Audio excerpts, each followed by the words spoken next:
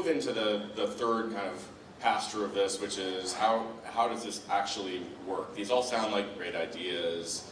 Yes, the researchers and biotechs maybe operate in a little bit of a different field. They have different sort of mindsets, perhaps different training. Okay, now we have these few great ideas that we're talking about how to bridge the gap. But now, how does it actually work? And as importantly, not work? You've spent your career on kind of both sides of this.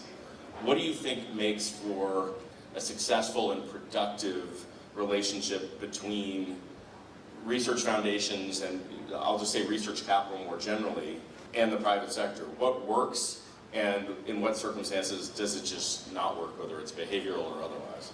The rare skill set that we tried to bring when I was at NPM Capital was there's a lot of barriers to basically getting a company stood up, getting the licenses established with the academic institutions, fleshing out the intellectual property position, which oftentimes gets started with the academic filings, but tends to basically fall short of where you would really want it to be from the commercial perspective, and basically trying to get all those pieces put in place. And we thought that was a rare skill set that we could basically bring to the party with professional venture capital.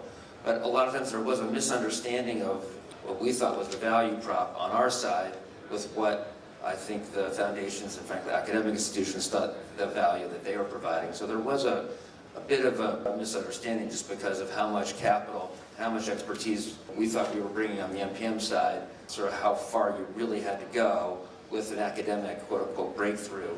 The distance from that to sort of real value was pretty substantial. And I think, as we all know, having lived it now for a while, the chances of success are unfortunately not so high.